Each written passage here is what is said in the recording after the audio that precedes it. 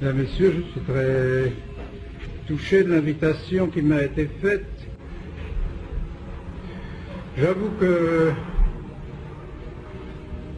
je ne fais plus beaucoup de conférences ces temps-ci parce que je crois que vous pouvez, sans m'entendre, avoir tous les renseignements dont vous avez besoin sur la crise actuelle et sur les problèmes tels que nous les concevons actuellement par les publications qui ont été faites. Il y a à peu près 2 ans, j'ai donc publié le livre Lettre ouverte aux catholiques perplexes, livre qui a eu une assez grande diffusion et qui est surtout fait pour les personnes qui ont quelques difficultés à comprendre notre attitude, nos positions, nos relations avec Rome, qui ne sont pas bien au courant de la crise de l'Église. Alors vous avez dans ce livre, je crois, qui est relativement facile à lire, des réponses aux difficultés que vous pourriez vous poser vous-même éventuellement, ou que vos amis ou connaissances pourraient se poser à propos de ce qu'on appelle le problème des cônes. Et puis, ces derniers temps, la crise de l'Église évoluant, il faut bien le dire, d'une manière toujours plus grave, plus tragique, nous a semblé important d'insister sur les raisons profondes de notre combat.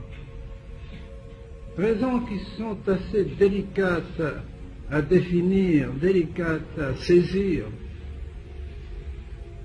Ce n'est pas facile pour des personnes qui ne sont pas accoutumées au langage ou philosophique ou théologique de bien comprendre pourquoi nous sommes opposés à certains textes du Concile, comme par exemple celui de la liberté religieuse ou celui de Gaudium et Spes. Ce pas les deux textes du Concile qui sont les plus discutables en définitive. Ce sont des problèmes assez délicats, le problème du libéralisme, le problème du modernisme. Alors, nous avons pensé qu'il aurait été profitable à tous ceux qui cherchent à mieux comprendre le problème actuel de la situation de l'Église, de faire un nouveau livre. Et c'est ce que nous avons fait récemment par le livre Ils l'ont découronné. Je pense que le titre lui-même est suffisamment significatif. Ils l'ont découronné. Qui, ils? Bien les hommes d'Église, mesdames, messieurs, les hommes d'Église ont découronné. Qui? Ils l'ont découronné. Ils ont découronné notre Seigneur Jésus-Christ. Oui, notre Seigneur Jésus-Christ. Et ceci est très, très grave.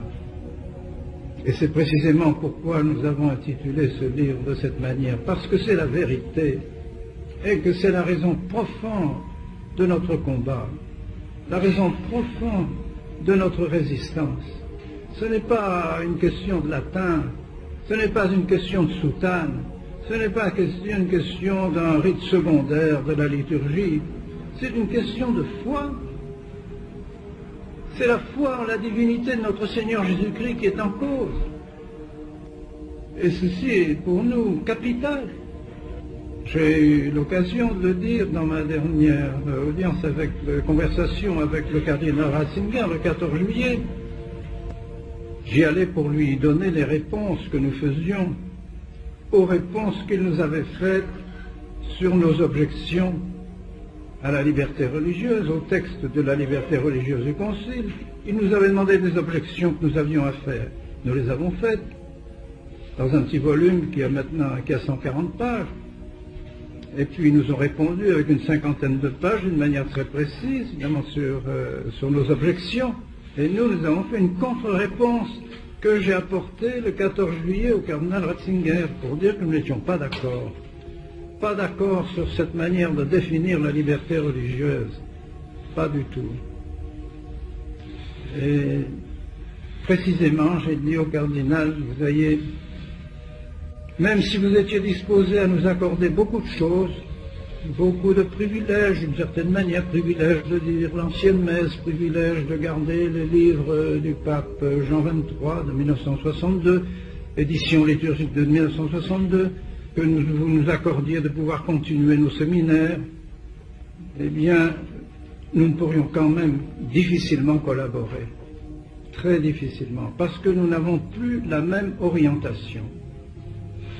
Vous, depuis le Concile Vatican II, vous êtes pour la diminution du règne social de notre Seigneur Jésus-Christ. Vous voulez déchristianiser la société civile, déchristianiser l'État.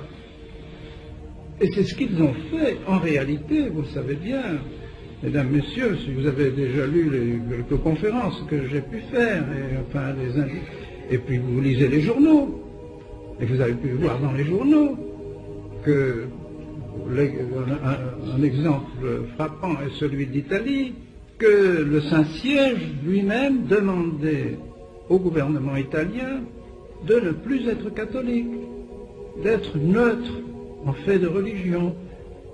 L'année dernière, au mois de mars, lorsque il y a eu une discussion sur le concordat italien, le Saint-Siège a signé un accord avec l'État italien, l'État socialiste,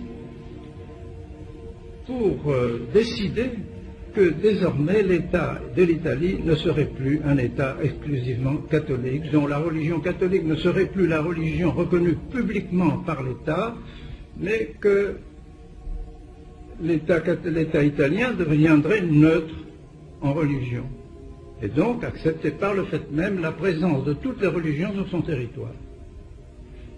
Et après cet acte, qui a été demandé par le Saint-Siège, c'est cela qu'il faut bien nous mettre en tête. C'est une chose qui a été demandée par le Saint-Siège, et non pas par l'État italien. De même pour l'Espagne, de même pour tous les États catholiques de l'Amérique du Sud, de même pour l'Irlande, de même pour les États catholiques suisses, des cantons qui sont des États suisses, qui ont des constitutions. Eh bien, c'est le Saint-Siège qui a demandé à tous ces gouvernements de ne plus accepter que ces gouvernements soient strictement catholiques, soient publiquement catholiques. J'ai eu l'occasion d'en parler dans l'audience que j'ai eue avec le pape Jean-Paul II, une audience qui date déjà de 8 ans.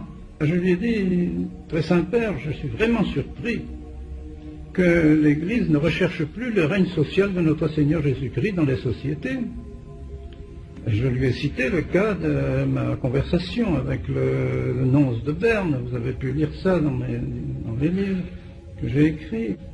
Le nonce de Berne que j'avais l'occasion de rencontrer m'a fait comprendre que c'était lui qui avait insisté auprès des évêques suisses pour demander que dans les cantons catholiques on fasse une votation, comme on dit en Suisse, pour supprimer dans les constitutions des États catholiques suisses le texte qui dit le canton du Valais, le canton de Fribourg, par exemple, reconnaît comme seule religion publique dans cet État la religion catholique. Il fallait donc supprimer cela. C'est donc déchristianiser ces sociétés.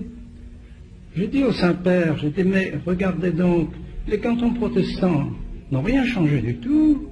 Les cantons protestants sont toujours avec la formule, les États du protestant de Suisse ont toujours la formule, cet État reconnaît comme religion publique la religion protestante.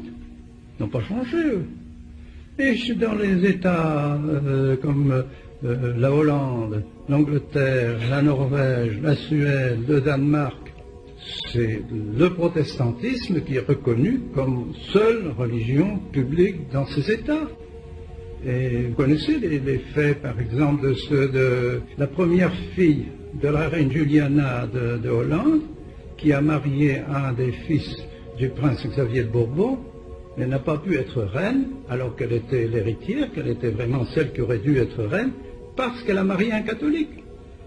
C'est inconcevable que la Hollande ait une reine qui n'est pas protestante. Et ça encore maintenant. Et il en est de même au Danemark. C'est un jeune Français qui a marié l'héritière du trône du Danemark et qui a apostasié.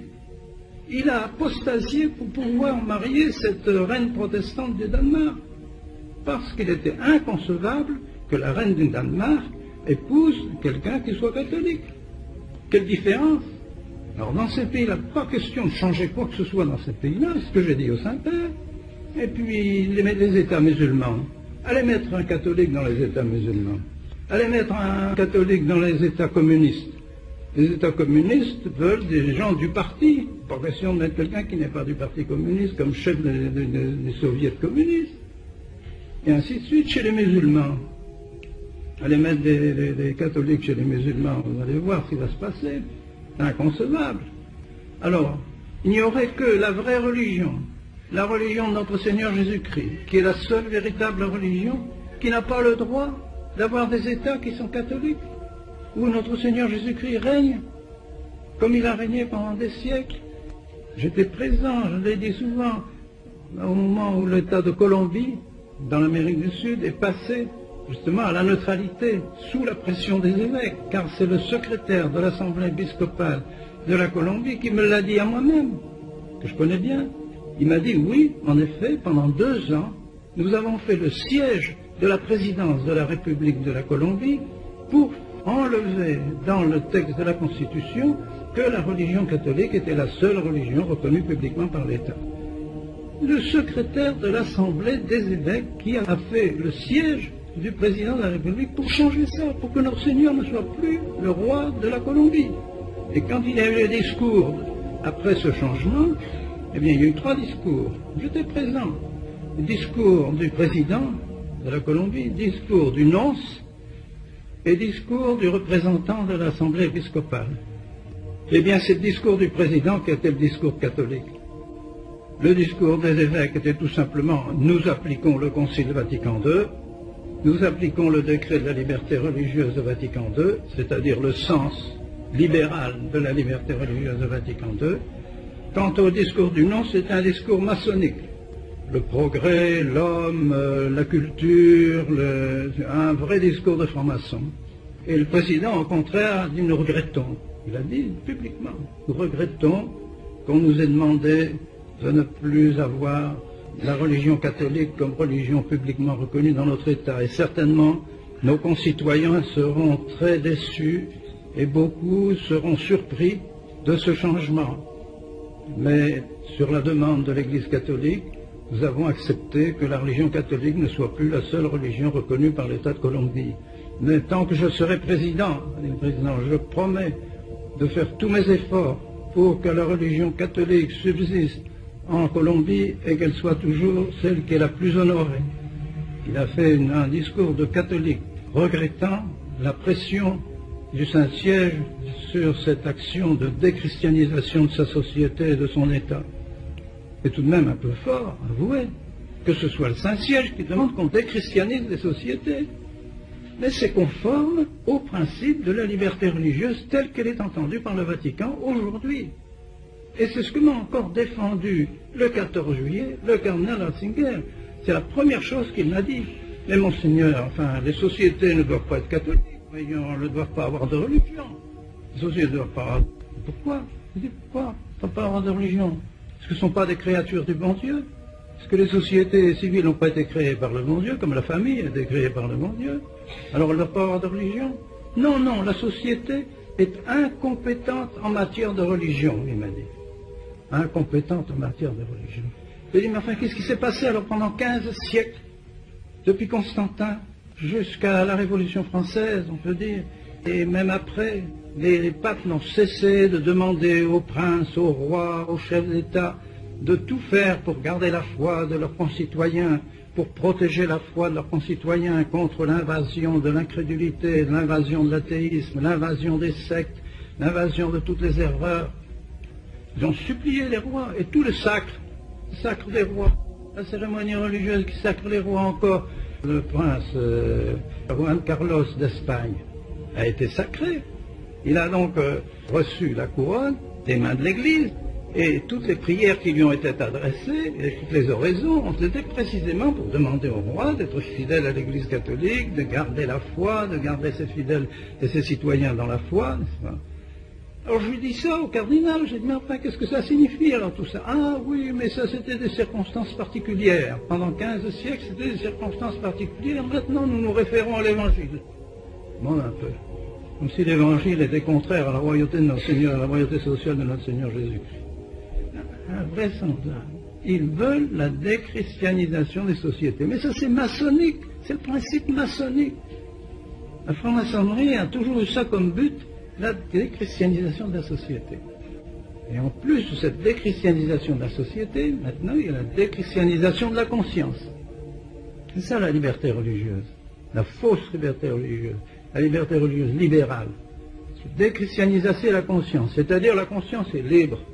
Chacun a sa conscience, donc chacun peut avoir sa religion. Et il faut respecter la conscience de chacun.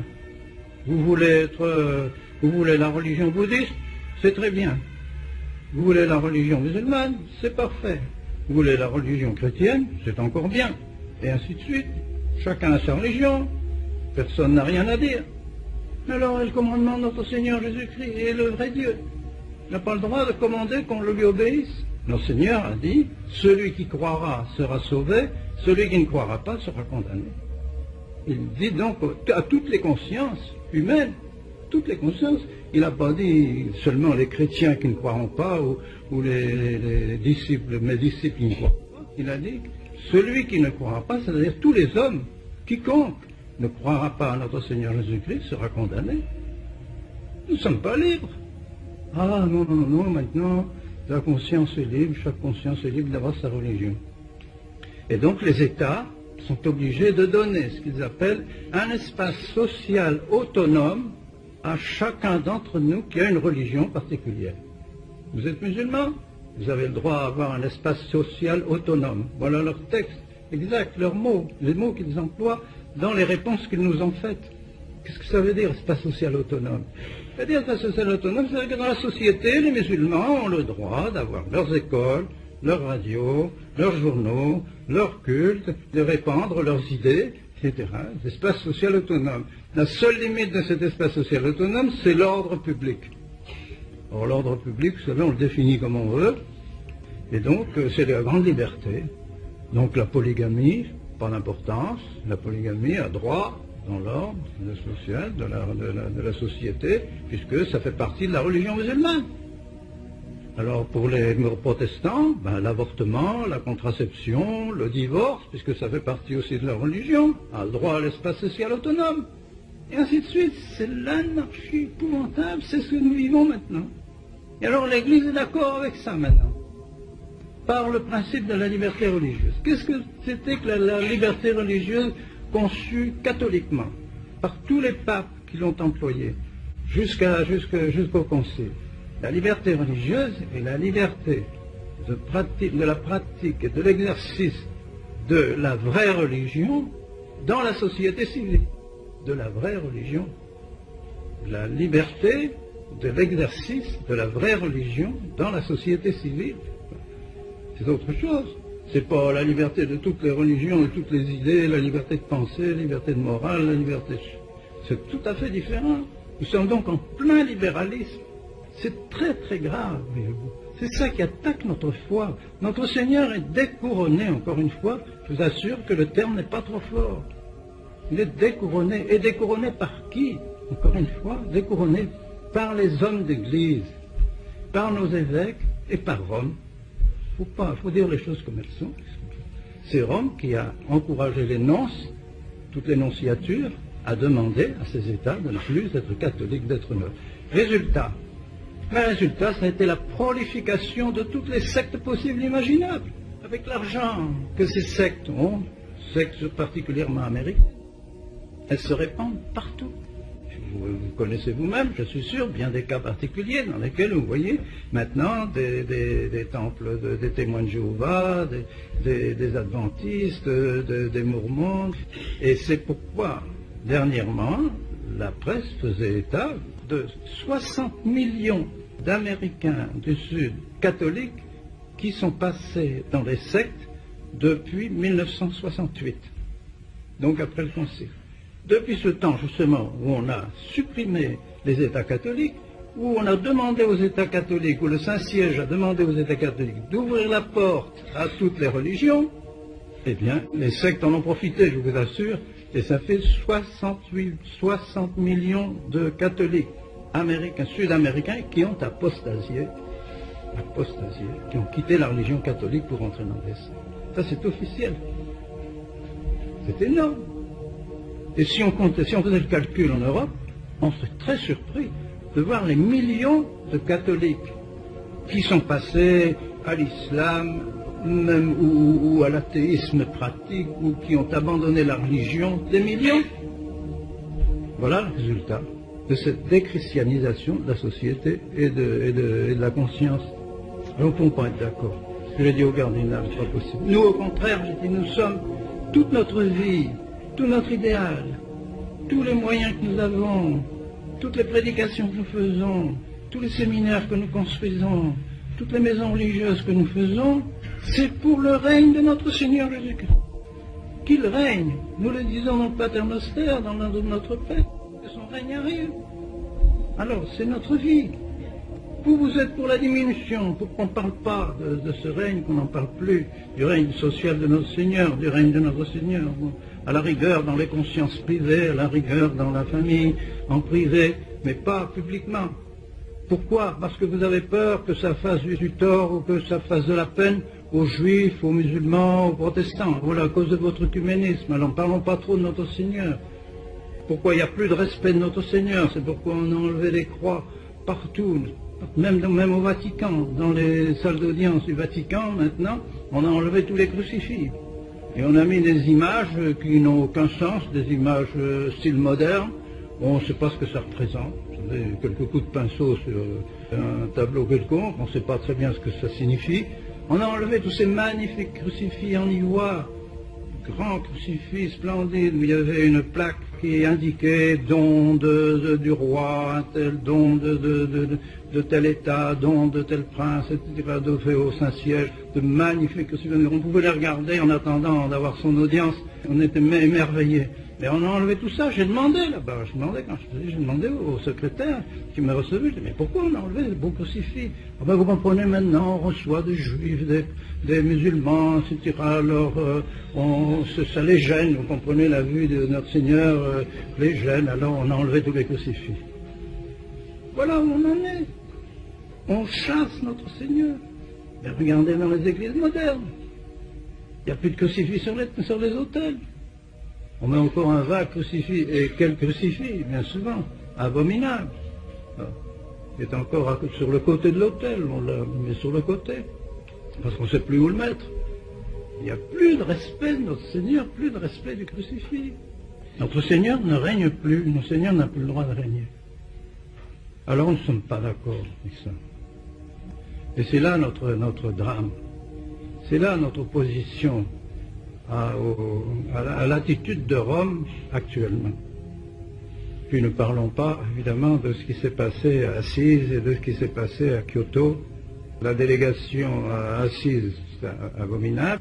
Le Saint-Père lui-même ne portait pas son crucifix, ne portait pas sa croix, il l'a caché par un manteau pour ne pas offusquer les yeux des Juifs et des musulmans et de tous ces païens qui étaient là autour de lui. Il n'y avait plus le signe de la croix sur le Saint-Père. C'est facile à porter ou s'il ne la portait pas, mais en tout cas il avait un manteau blanc, on peut voir sur les photos où on ne voit pas son crucifix, son Christ.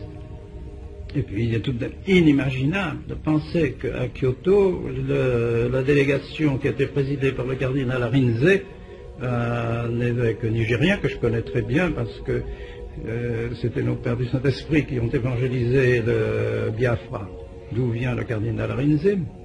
J'ai eu l'occasion de le rencontrer là-bas sur place. Certainement un homme de valeur, un homme de foi, mais il a été envoyé par le Saint-Siège avec 20 personnes pour représenter le Saint-Siège au Parlement des religions de Kyoto, et il a été mis à la 4e place.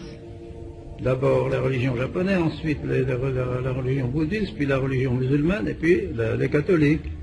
Alors notre Seigneur vient en 4e rang des dieux, des différents dieux qui sont adorés. Mais où sommes-nous? Mais en quel siècle vivons-nous? Mais en quelle ambiance sommes-nous? Est-ce qu'on croit encore en notre Seigneur Jésus-Christ? C'est pas possible de croire à la divinité de notre Seigneur Jésus-Christ s'il n'y a qu'un seul Dieu. Donc il n'y a que notre Seigneur Jésus-Christ qui est Dieu. On ne peut même pas tergiverser là-dessus, c'est pas possible. Quand on va mourir, qu'est-ce qui va nous juger? Qu'est-ce qui va nous prévoir? Qu'est-ce qui va nous condamner? Notre Seigneur Jésus-Christ. C'est lui. Lui qui nous a créés, c'est lui qui nous soutient dans l'existence, c'est lui qui nous a sauvés sur la croix, c'est lui qui nous sauvera, c'est lui qui nous glorifiera, c'est lui qui nous gardera pendant l'éternité dans la gloire. Il n'y a pas d'autre. Pas chercher un autre Dieu. En union avec son Père et avec le Saint-Esprit, bien sûr, la Trinité Sainte, mais qui ne font qu'un Dieu. Il n'y a pas deux dieux, il n'y a qu'un seul Dieu. Alors, tous ces dieux qui sont adorés ne signifient rien, absolument rien. Entendu récemment des carmélites, des carmélites qui ne sont pas les nôtres, heureusement.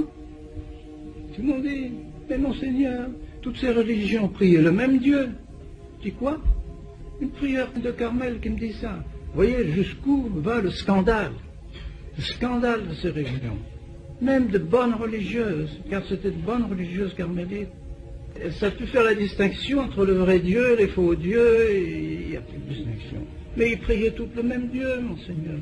Mais j'ai dit, les Juifs, ils priaient notre Seigneur. Et les musulmans, ils priaient notre Seigneur. Et les bouddhistes, ils priaient notre Seigneur. Ah non, ça peut quoi dire, évidemment.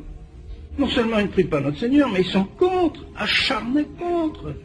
Ils sont anti-chrétiens.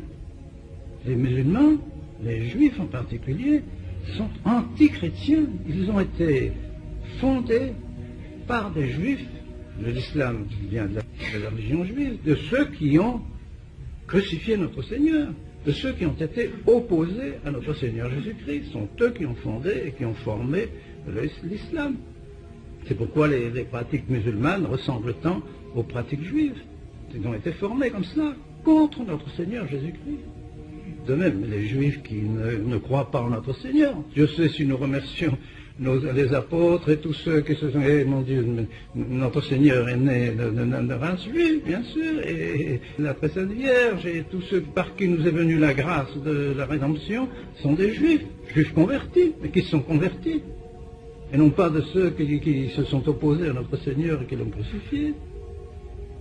Alors cela continue à crucifier le corps mystique de notre Seigneur, c'est-à-dire l'Église catholique, pour ne pas se faire d'illusions. Mais alors à Rome, on ne comprend plus rien de ce qui se passe. C'est un grand mystère. Un mystère vraiment insondable.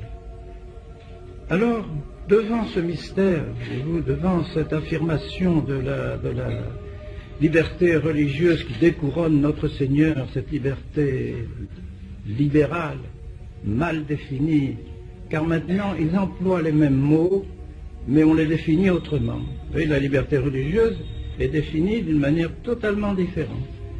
Je vais vous donner la définition catholique. Pour eux, c'est absence de coaction en matière religieuse. Absence de coaction en matière religieuse. On ne dit pas la vérité, il n'y a plus de rapport avec la vérité, avec l'erreur, on ne sait pas où ça commence, où ça finit. C'est imprécis, absence de coaction en matière religieuse. C'est plus du tout la même chose, complètement différente. Ils le disent d'ailleurs, ils ne s'en cachent pas. Ah oui, c'est nouveau, c'est une nouveauté, c'est vrai, on est obligé de reconnaître que c'est une nouveauté. L'Église a toujours été contre les nouveautés. Et puis l'Église a toujours été pour les définitions claires, et non pas pour les définitions ambiguës, vagues, équivoques, qui veulent dire n'importe quoi. Plus le sacrifice de la messe. Ils l'ont défini d'une manière différente. Dans l'article 7 de l'instruction de Paul VI pour présenter le nouvel ordo, ils ont défini la messe d'une manière différente que le Concile de Trente. Encore une nouvelle définition, et pourtant ils emploient le même terme.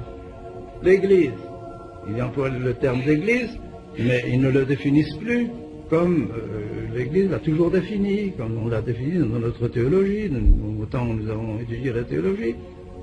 L'Église était définie une société visible, hiérarchique, monarchique, à laquelle il faut adhérer, dont il faut être membre pour le salut de son âme. Fini ça. Prenez le nouveau droit canon, l'instruction, la constitution que le pape Jean-Paul II a fait pour présenter ce nouveau droit canon, et vous verrez la nouvelle définition de l'Église. L'Église est une communion œcuménique. Qu'est-ce que ça veut dire? Où est-ce que ça commence? Où est-ce que ça finit, une communion? C'est rien, c'est plus de définition. C'est plus la société visible, hiérarchique, monarchique, dont il faut être membre pour sauver son âme. Ça, c'est clair. Hiérarchique, c'est-à-dire il y a les clercs, les laïcs, et tout ça, on voit très bien le schéma de l'Église, c'est clair, clair. Là, une communion œcuménique. Alors évidemment, on peut faire rentrer tout le monde dans l'Église, on ne sait pas où l'Église commence, on ne sait pas où l'Église finit. Ça, c'est plus possible, on ne peut pas vivre dans cette atmosphère d'équivoque et d'ambiguïté. Et tout ça a été voulu pour inaugurer une nouvelle attitude de l'Église, cette attitude œcuménique qui est absolument incompréhensible. Ce n'est plus l'attitude missionnaire. C'est ça qui est très grave, parce que ça ruine l'esprit missionnaire de l'Église.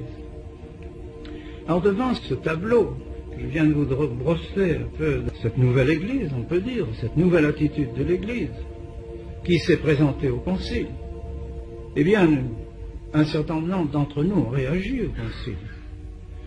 Et je l'ai déjà expliqué souvent, nous avons prévu cette division dans l'Église, cette déchirure dans l'Église, à cause des nouveautés, à cause de cette liberté religieuse conçue dans un sens libéral, à cause de ce découronnement de notre Seigneur, de cette déchristianisation de la société, de la conscience. Nous avons prévu qu'il y aurait des drames. Pas possible autrement. C'est une nouvelle Église, de nouveaux principes qui sont contraires à tous les principes traditionnels de l'Église. Et nous avons vu cela se concrétiser dans l'opposition du cardinal Béat et du cardinal Ottaviani. Dans la commission centrale dont je faisais partie, à la dernière séance, juste avant le concile, il y a eu une violente opposition entre le cardinal Béat et le cardinal Ottaviani. Le cardinal Béat défendant la conception libérale de la liberté religieuse et le cardinal Ottaviani défendant la conception traditionnelle de la liberté religieuse. Évidemment, c'était le cardinal Ottaviani qui avait raison. Clair. Il représentait toute la tradition. Et le cardinal Béat s'est levé et a pointé du doigt contre le cardinal Ottaviani et dit « Éminence, je suis contre votre conception de la liberté religieuse. » Nous nous sommes regardés. Il y avait 70 cardinaux présents à cette commission, une vingtaine d'archevêques et d'évêques, dont je faisais partie comme président de la conférence de l'Ouest africain, et puis 4 supérieurs d'ordre généraux, c'était les membres, et puis il y a des experts qui étaient là, mais qui ne faisaient pas partie de la commission, qui écoutaient, qui prenaient des notes. Et généralement, la session était présidée par le pape Jean XXIII. Il n'était pas là cette fois-là. Nous sommes regardés, les deux cardinaux qui se dressaient l'un contre l'autre, pour une question fondamentale, encore une fois une question de foi, question de savoir si oui ou non, notre Seigneur doit encore régner, il ne doit plus régner, c'est pas sur la société. Alors le cardinal Ruffini de Palerme s'est levé et a dit « Bien, nous sommes très gênés de voir nos deux confrères se dresser l'un contre l'autre à propos d'une question aussi importante, nous allons être obligés d'en référer à l'autorité supérieure. » L'autorité supérieure aux cardinaux, c'était qui? Le pape, évidemment, il n'y avait pas d'hésitation. Comme le pape n'était pas là, il voulait, je pense, arrêter cette discussion, éliminer le problème et dire, bien, nous allons nous référer au pape. Et puis c'était fini. Ah, mais le cardinal Béat ne l'entendait pas de cette oreille-là. Il a dit, non, non, non, non, non, je demande un vote. Alors, bon, on est passé au vote, vous voyez, et nous avons pu remarquer qu'il y avait la moitié des voix pour le cardinal Ottaviani, en particulier, en général, les Américains du Sud, les Espagnols, les Latins, on peut dire, les Italiens, les Romains, et tout ça a été favorable au cardinal Ottaviani, mais les Américains, les Anglo-Saxons, les Allemands, les Hollandais, évidemment les Français, tout ça, étaient favorables au cardinal Béat. On a retrouvé le corps cardinaliste, 70 cardinaux, divisés sur une question fondamentale. Et cela à la veille du concile. On dit comment va se passer le concile? Invraisemblable. On est à la veille du concile et sur une question aussi grave, aussi importante que celle de la liberté religieuse. Deux cardinaux s'opposent. Et maintenant, le collège cardinaliste est divisé en deux. Qu'est-ce que ça va faire alors au concile? On peut s'imaginer. Eh bien, le concile a été à l'image de cette lutte. Le concile a été une bagarre pendant les 4 années. Mais il faut bien le dire, le reconnaître, le pape a été du côté des novateurs et pas du côté des conservateurs. Tout le problème était là.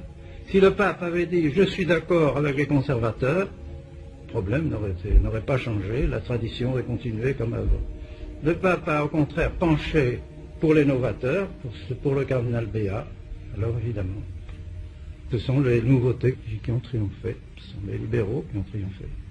C'est un drame pour l'Église, parce que vous pourrez lire dans le livre « Ils l'ont découronné », si vous avez l'occasion de voir, vous verrez ce que disent les papes sur le libéralisme. Tous les papes du 19e et de la première moitié du 20e siècle condamnent ce qui maintenant a été officiellement reconnu par l'Église. Allez comprendre quelque chose. Nous sommes devant un problème absolument incroyable. Comme ils ont gagné au concile, il faut le dire, ils ont gagné. Ils ont pris les places immédiatement, les places de commandement. C'est difficile, comme dans un État, les socialistes gagnent au gouvernement, immédiatement, on envoie tous ceux qui ne sont pas favorables au socialisme et on met en place les socialistes, ça c'est clair. C'est ce qu'on fait au Vatican. Dès que les libéraux ont gagné, tous les conservateurs ont été éliminés immédiatement du Vatican, de la curie de Rome, et dans tous les évêchés où il y avait des têtes un peu fortes de la tradition, eh bien, tous ceux-là ont été éliminés. Beaucoup ont donné eux-mêmes leur démission. Voyant ce qui se passait dans l'Église, ils ont tellement été bouleversés, tellement écœurés, qu'ils ont donné leur démission. Nous étions 250 à lutter, ce qu'on a appelé le Cetus Internationalis Patrum, c'est-à-dire l'Assemblée internationale des pères du Concile conservateur. On a lutté ensemble, et ils m'ont nommé le président de cette assemblée. Mais j'avoue que celui qui a fait le travail, c'était pas le président, c'est souvent comme ça dans les sociétés, c'est le secrétaire. Et le secrétaire était le Monseigneur Sigo, l'archevêque de Diamantina au Brésil, qui était membre de la Société du Verbe divin, qui a été fondée en Allemagne. Il parlait l'allemand couramment. Eh bien, Monseigneur Sigo était très actif pendant tout le concile, avec Monseigneur de Castromayer, et puis avec Monseigneur Carli. Nous étions 4 ou 5 vraiment qui essayons de mener la lutte. Écoutez, nous voyons la catastrophe venir. Vous voyez, ici, vraiment, le libéralisme triomphe. Mais qu'est-ce qui va se passer dans l'Église? Ça va être la ruine de l'Église. C'est la compromission avec la franc-maçonnerie, la compromission avec tout, avec le socialisme, avec le communisme, avec toutes ces erreurs. On va faire des compromis, on ne va plus lutter. L'Église ne sera plus missionnaire.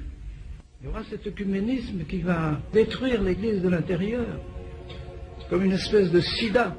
Je l'ai dit déjà dans plusieurs de mes prédications, l'Église est aujourd'hui atteinte du sida. C'est vrai, elle n'a plus le sida, paraît-il, moi je ne suis pas docteur, médecin, mais il paraît que ça enlève toutes les forces de réaction dans l'organisme contre les différentes maladies qui nous attaquent tous les jours. Le sang et les facultés du corps réagissent contre tout ce qui peut venir détruire notre corps. Il n'y a plus de résistance. Et c'est la même chose, on trouve ça maintenant dans l'Église. Il n'y a plus de résistance à l'erreur, au vice et à toutes les maladies qui se trouvent dans l'Église, il n'y a plus de résistance. Alors l'Église se corrompt, tout doucement l'Église se corrompt, l'Église se dissout, en quelque sorte, ce corps de l'Église se dissout. C'est une situation très grave. Alors nous avons essayé de résister, de réagir. Encore une fois, la plupart ont été éliminés. Je prends un exemple, celui de l'archevêque de Dublin, que je connaissais très bien, qui était un de mes amis, parce qu'il était en même temps membre de la congrégation des Pères du Saint-Esprit, dont j'étais supérieur général pendant 6 ans, Monseigneur Macqued. Il a donné sa démission, 15 jours après il mourait. Il est mort de chagrin, cet archevêque, je le connais bien, il est mort de chagrin. Il était attaché à Rome de toutes les fibres de son âme. Se sentir comme chassé de Rome, en quelque sorte. Il n'a pas pu supporter ça, sa santé n'a pas tenu. Et combien d'évêques comme ça? Je pourrais vous citer encore un autre cas, celui de Monseigneur Morsillo, archevêque de Madrid. Monseigneur Morsillo était un des secrétaires du concile. Il n'était pas nombreux, il était 5 ou 6 secrétaires du concile. Tous les secrétaires du concile ont été faits cardinaux après le concile, sauf Monseigneur Morsillo, archevêque de Madrid pourtant. Il aurait bien pu être fait cardinal aussi, pourquoi pas? Parce qu'il était conservateur, parce qu'il était très ferme dans ses idées. Eh bien, il est mort de chagrin aussi. De sentir qu'il était devenu persona non grata, qu'il était devenu quelqu'un de repoussant et qu'on rejetait, et qu'il ne pouvait pas être cardinal, alors que les autres avaient tous été faits cardinaux. C'est pas qu'il était désireux d'avoir le chapeau de cardinal, c'est un homme très humble, mais c'est même inadmissible. Alors on lui disait, on répondait à cela aux gens qui faisaient des objections, les Espagnols, qui ne comprenaient pas pourquoi tous les secrétaires du concile avaient été faits cardinaux, et puis leur archevêque de Madrid n'était pas fait cardinal. Pourquoi? Alors on disait, ah, mais la ville de Madrid n'est pas une ville cardinaliste. C'est la ville cardinaliste, le primat d'Espagne, c'est Tolède. Mais écoutez, on a bien fait un cardinal à Lille, dans mon pays, où il n'y avait jamais eu de cardinal. Mais on peut faire des cardinaux, on n'a pas besoin d'un titre spécial. Et puis la meilleure preuve, c'est que quand il a disparu, l'archevêque qui était nommé après lui a été fait immédiatement cardinal à Madrid. Fausse raison. Et quel cardinal? Il lui a succédé, qui était favorable au double mariage en Espagne. Mariage civil, pour ceux qui le désiraient, et puis mariage religieux pour ceux qui le désirent aussi, pour les catholiques. Ils voulaient avoir le choix. Voilà ce que le cardinal de Madrid, successeur de Monseigneur Morsillo, a présenté comme projet à l'Assemblée des cardinaux et archevêques de l'Espagne. C'est vous dire, c'était une vraie guerre contre tous ceux qui étaient traditionnels. Alors, il ne faut pas vous étonner que je suis encore poursuivi et que j'ai été poursuivi rapidement, évidemment, après le concile. C'est clair. Si j'avais eu un siège, encore à ce moment-là, il est clair que j'aurais été aussi éliminé rapidement. Mais comme j'étais supérieur général des Pères du Saint-Esprit, supérieur d'une congrégation, c'était plus difficile, parce que là, je dépendais d'une élection. C'est moi-même qui ai donné ma démission en 68, parce que j'ai vu que la congrégation était en train de se dissoudre, et la congrégation était en train de vouloir me faire signer des propositions au chapitre général extraordinaire que le pape avait demandé pour toutes les congrégations, et s'adapter au concile. Quand j'ai vu la manière dont se passait le chapitre général extraordinaire, et que tout était mis en sans dessus-dessous dans la congrégation, j'ai dit, je vais avoir la réputation dans l'histoire de la congrégation d'avoir signé les actes qui auront mis fin pratiquement à notre congrégation. Je dis ça, je ne veux pas. Je préfère m'en aller, qu'un autre signe à ma place, et moi je ne veux pas signer la destruction de ma congrégation. J'ai été demandé à la congrégation des religieux de bien vouloir m'exempter du chapitre général. Le secrétaire m'a dit, oh mais oui, c'est bien mieux, vous savez maintenant, avec le concile, il faut savoir laisser la liberté aux pères de votre congrégation, d'organiser eux-mêmes la congrégation. Allez donc faire un petit voyage aux États-Unis, ça vous fera du bien. Je dis ça. Moi, supérieur général, je l'étais encore jusqu'en 74. Je l'ai lu pour 12 ans, de 62 à 74. Et donc ce chapitre général se tenait en 68.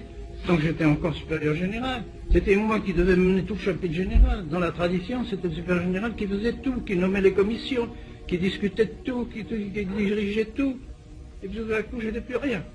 Je devais me mettre au dernier rang, j'étais membre d'aucune commission, rien du tout. Ils voulaient mettre 3 présidents à ma place. C'est pas possible ça.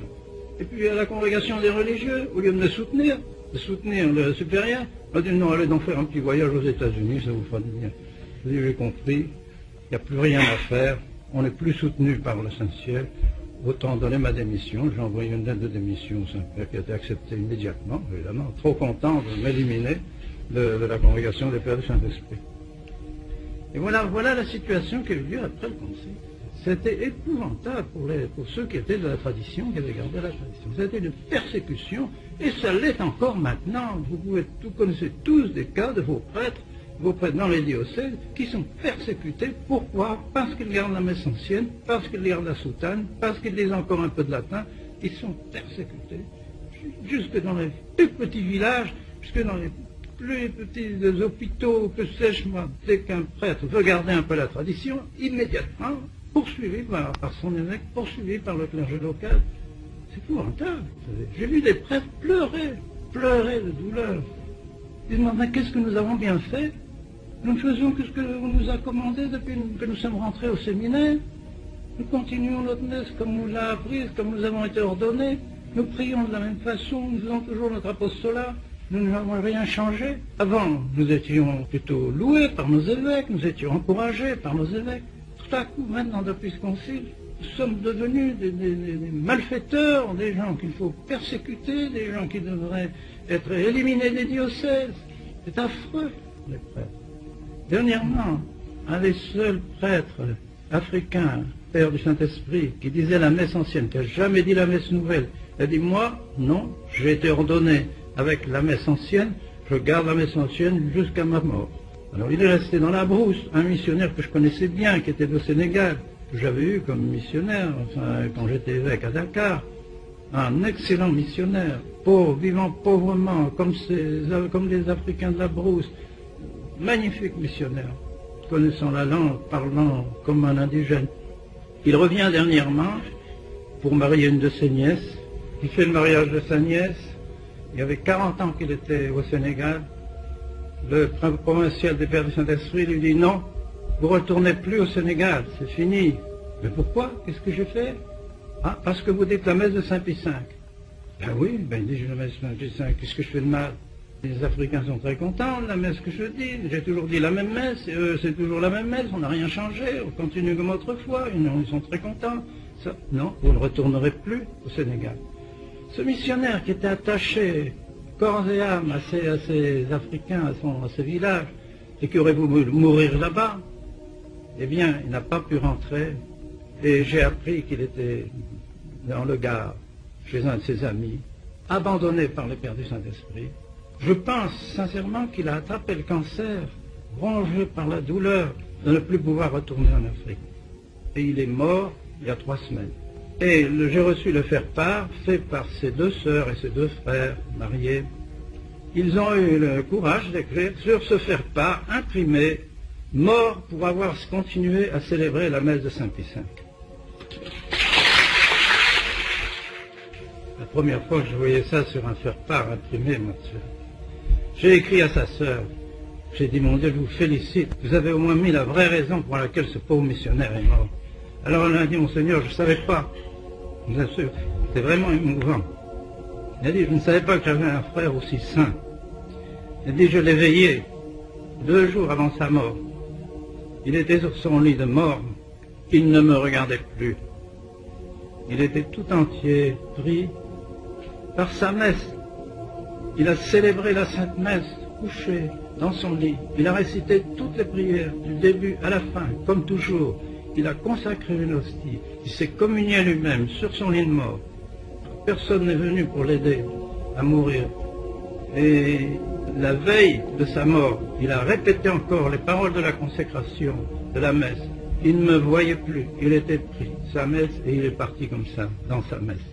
Et c'était magnifique. Je ne savais pas que j'avais un frère aussi saint. Ce sont des exemples vécus, ça veut dire il y a 3 semaines, c'est pas vieux. La persécution. Et pendant ce temps-là, on peut parler de charité. On peut parler de charité. Ils l'ont abandonné. Personne n'est venu pour le soutenir, pour le soulager. Alors, il ne faut pas nous étonner. Nous avons affaire à des libéraux. Or, c'était Louis Veuillot qui disait il n'y a pas plus sectaire qu'un libéral. Et c'est vrai, on le reconnaît dans l'expérience, il n'y a pas plus sectaire qu'un libéral. Eh bien, ils sont sectaires vis-à-vis de nous, ils feront tout ce qu'ils pourront pour nous détruire, ils feront tout ce qu'ils pourront pour nous empêcher de continuer la tradition, nous empêcher de continuer dans la foi. Donc nous avons résisté à 250 pendant le concile. Et puis après, que faire? On a essayé de faire un petit groupement, on s'est réunis à la fin du concile, on s'est dit on va essayer de faire un petit bulletin entre nous pour essayer de nous aider. Malheureusement, vous savez, les distances, les uns sont partis en Amérique du Sud, les autres en Italie, les autres ici, les autres là, pratiquement rien n'a subsisté entre nous. Chacun sur place a essayé de résister, mais la plupart des 250 ont donné leur démission, écœurés par ce qu'ils voyaient, écœurés par tout ce qui venait de Rome et qui les obligeait à changer les hôtels, changer ceci, changer cela, changer la liturgie, changer les orientations dans les séminaires, changer les congrégations religieuses, modifier les habits, se mettre en civil et que sais-je et tout ça. Écœurés par tout ça, ils ont préféré donner leur démission et se retirer, la plupart. Les autres sont morts aussi, âgés. Alors, nous sommes restés pratiquement deux, Monseigneur de Castromayer et moi-même, à résister. Monseigneur de Castromayer a résisté dans son diocèse au Brésil, à Campos, et avec ses prêtres, il a décidé de continuer l'ancienne messe. Monseigneur Castromayer a donné sa démission comme évêque et qu'on a remplacé Monseigneur de Castromayer par un bourreau qui les a tous chassés de leur paroisse. Les 29 prêtres ont été chassés l'un après l'autre de leur paroisse. Des gens qui avaient une magnifique paroisse, pleine de fidèles, en plein essor, pleine de ferveur. Eh bien, ils ont réussi à les éliminer parce qu'ils ont la force publique pour eux. Les fidèles auraient bien résisté, mais le gouvernement, ayant un accord avec les évêques pour soutenir les évêques, rien à faire. Contre la force publique, rien. Alors ce qu'ils font, construisent en face de l'église ancienne une autre église, comme on l'a fait du temps des protestants. Quand les protestants nous ramassaient les églises, les catholiques construisaient une église en face. Là-bas à Campos, construisent des églises, et Monseigneur Castromayer continue à avoir des séminaristes. Ça, parce que l'évêque, la première chose qu'a fait l'évêque, c'est de fermer le séminaire.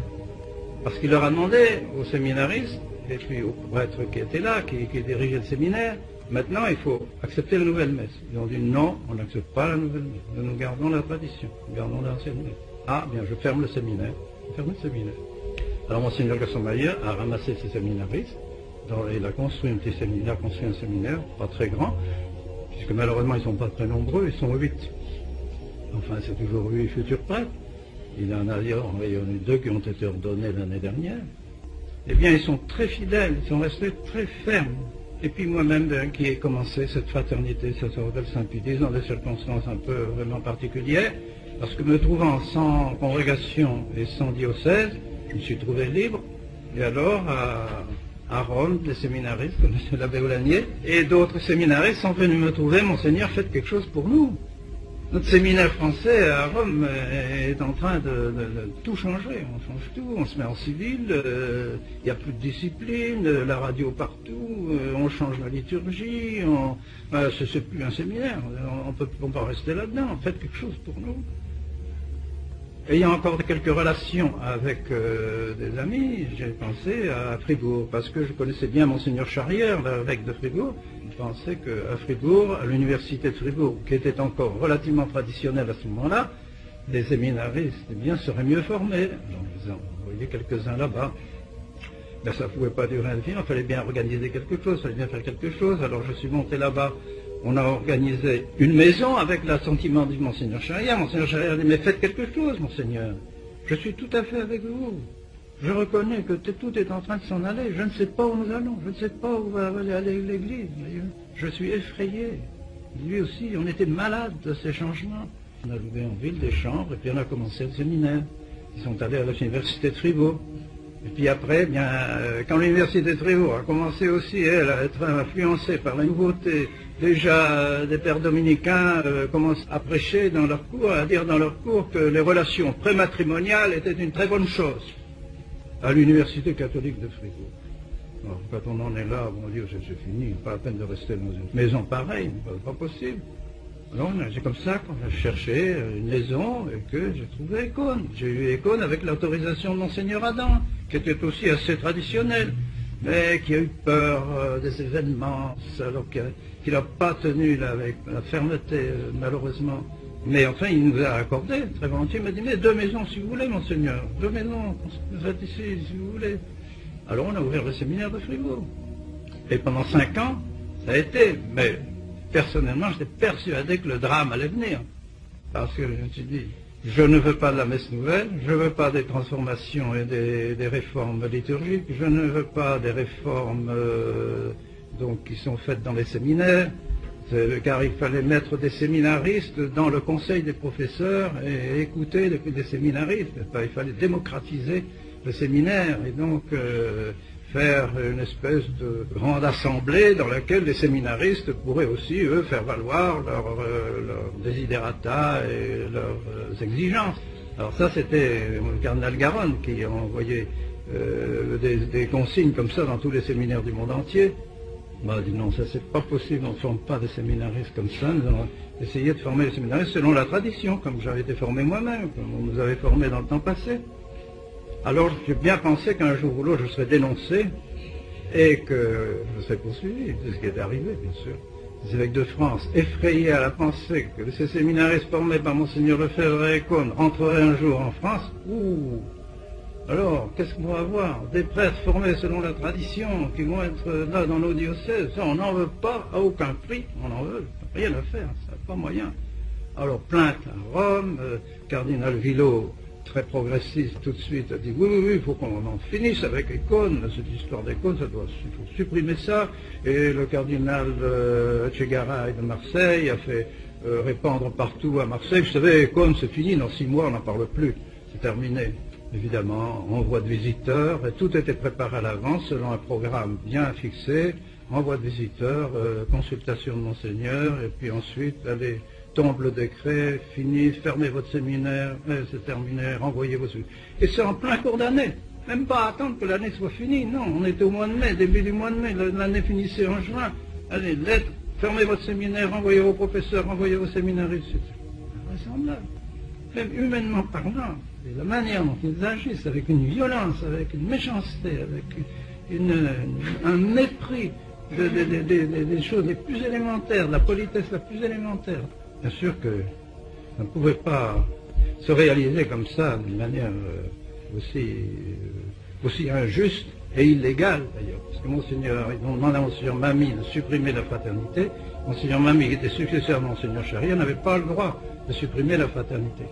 Quand un évêque accepte une fraternité dans son diocèse, la fonde, il ne peut plus la supprimer. Il faut que ce soit Rome qui supprime. Il peut faire une instance à Rome pour demander que Rome supprime la fraternité. Il ne peut plus la supprimer lui-même. Or là, c'est Monseigneur Mamie qui a pris le décret de suppression. Ça vaut rien. Ça vaut rien, c'est contraire à la loi. Alors j'en ai pas tenu compte. Et c'est ça qui m'a valu après la suspense. Comme j'en ai pas tenu compte en disant c'est illégal, j'ai écrit, j'ai fait une instance à Rome, j'ai dit ce décret est illégal, c'est contraire au canon tel, c'est pas possible. Je continue, je fais comme si rien n'était. Ah alors vous continuez, vous allez continuer à faire des ordinations? J'ai dit oui, il n'y a pas de raison. Ma personnalité n'est pas supprimée parce que c'est illégal. Il faut me faire maintenant un procès si vous voulez, je peux bien être un procès, mais pas supprimé, je continuerai à faire mes ordinations. Oh, suspend un début. Voilà. Pourquoi cette suspense ne vaut rien non plus? Parce qu'elle est basée sur un acte qui était illégal. C'est une conséquence d'un acte qui était illégal. Donc ça ne vaut rien non plus.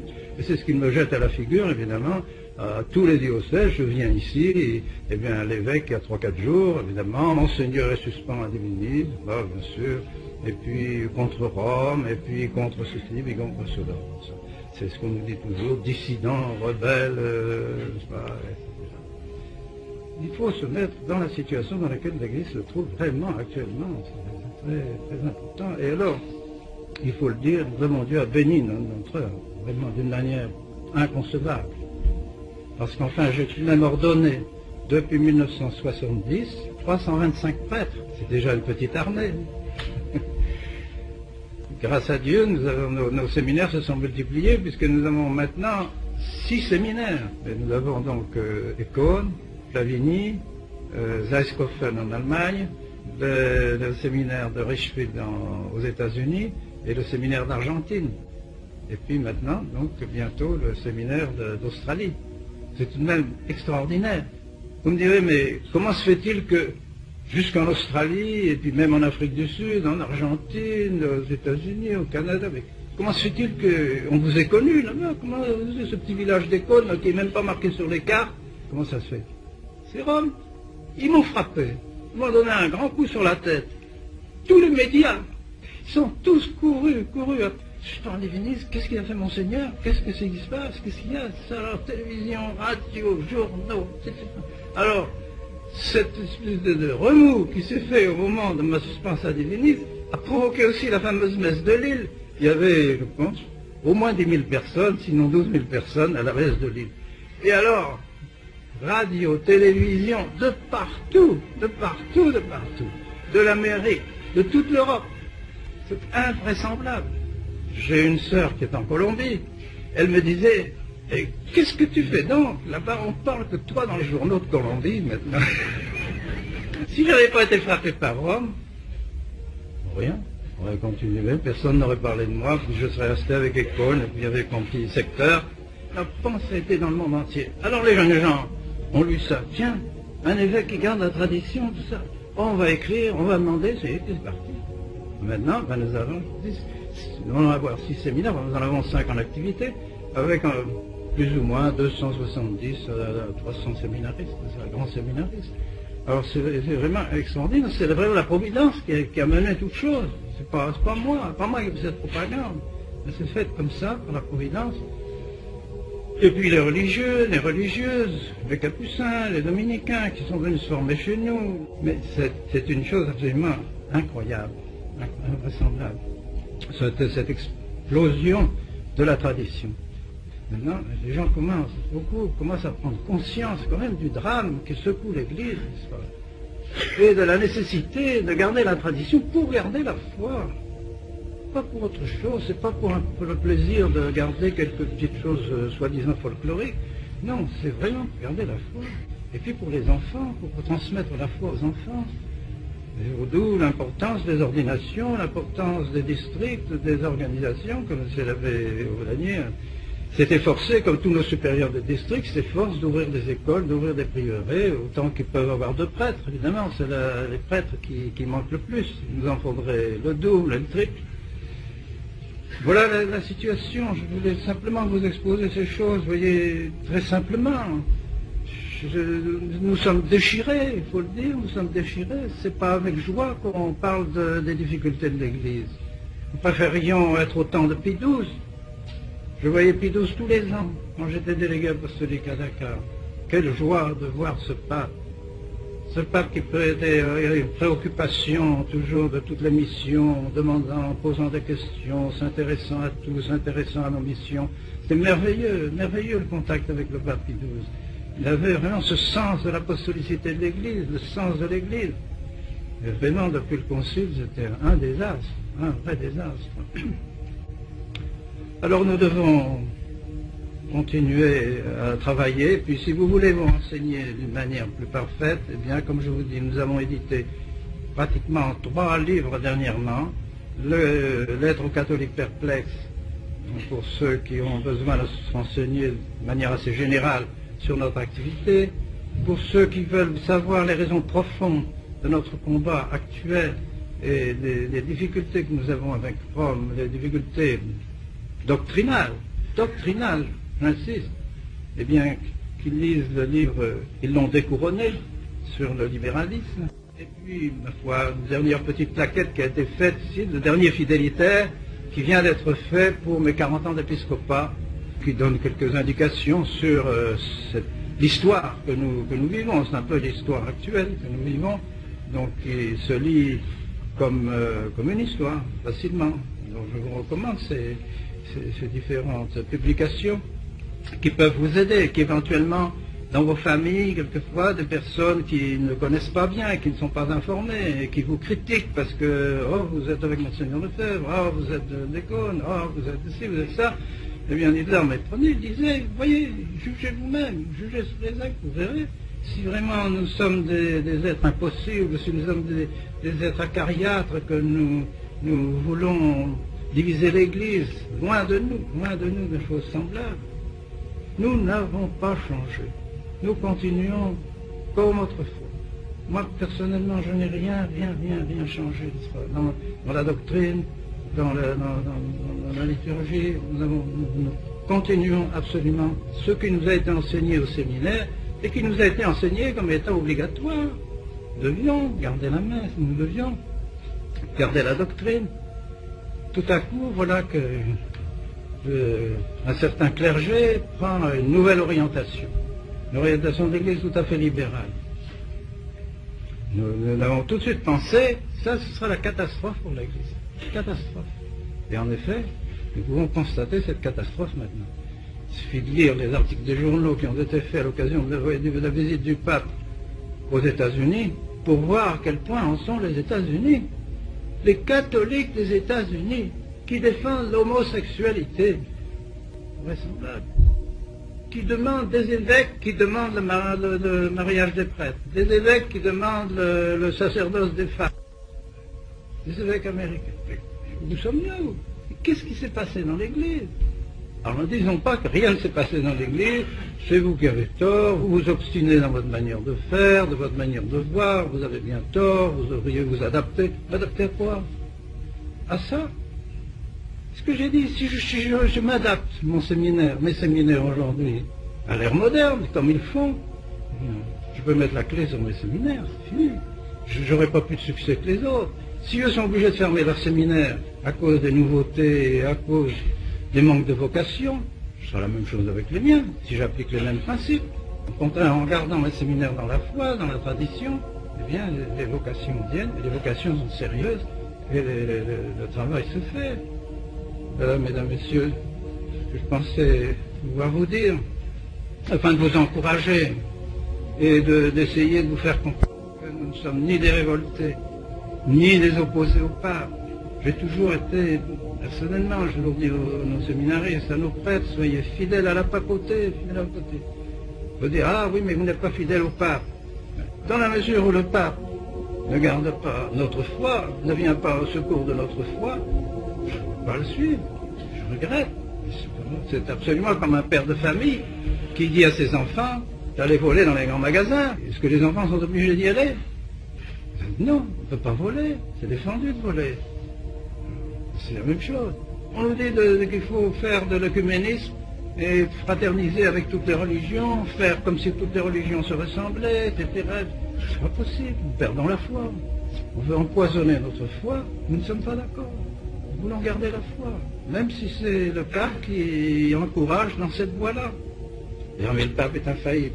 Il est infaillible dans certaines circonstances bien précises, lorsqu'il demande au monde entier de croire à telle vérité ou aussi vis-à-vis des mœurs, d'avoir telle et telle attitude, mais pas dans tout ce qu'il fait. Et si le mon Dieu a prévu dans l'Apocalypse qu'il y aurait un jour une apostasie générale, et que dans l'évangile de Saint Luc, notre Seigneur dit lui-même, quand le Seigneur reviendra, trouvera-t-il encore la foi sur la terre? La parole a été prononcée par notre Seigneur, elle est dans l'évangile de Saint Luc. Quand notre Seigneur viendra sur la terre, trouvera-t-il encore la foi sur la terre? Pour que cette foi disparaisse, pour que nous ayons cette apostasie générale, il faut que Rome soit ébranlée. Si Rome n'était pas ébranlée, si le verbe était toujours ferme, si Rome, dans tout son organisme, je dirais, romain, la curie romaine, restait ferme dans la foi ne disparaîtrait pas. C'est pas possible. Je pense que le bon Dieu permet cette épreuve incroyable de l'Église, que Rome soit comme enténébrée dans un nuage de l'erreur, nuage de l'équivoque, nuage de l'ambiguïté, nuage de libéralisme. Nous vivons un grand mystère, ce n'est pas une raison pour nous désespérer et nous dire, oh, moi si c'est comme ça, alors, c'est plus la peine d'être catholique, c'est pas la peine de garder la foi, c'est plus la peine de pratiquer. Nous devons sauver nos âmes. Plus que jamais, au contraire, notre devoir est de maintenir la foi, de la garder. Au moment où les dangers sont grands, c'est le moment de se reprendre et de manifester, au contraire, notre décision de faire comme les martyrs. Les martyrs ont donné leur sang pour garder la foi. Nous n'avons pas encore donné notre sang. Mais nous pouvons donner notre activité, nos prières, nos sacrifices et notre dévouement pour la cause de la foi. Confions-nous encore une fois, comme je le disais ce matin, confions-nous à Notre-Dame de Fatima, qui est venue exprès pour ce temps-ci. Elle est venue vraiment pour ce siècle. Elle est venue en 1917, voilà 70 ans qu'elle est venue, n'est-ce pas? Et c'est pour ça que nous sommes allés à Fatima pour la prier, pour lui demander qu'elle vienne enfin à notre secours. Mais on dirait que c'est elle qui a voulu nous prévenir, nous prendre par la main en disant attention, attention, vous allez avoir une période qui va être très difficile. Attention, vous avez le communisme qui va se répandre dans le monde entier. Prenez garde, priez, faites sacrifice et tenez ferme, n'est-ce pas, dans la foi. Prenez votre chapelet, priez. Bien, écoutons les conseils de la Sainte Vierge. Au nom du Père et du Fils et du Saint-Esprit, ainsi soit-il.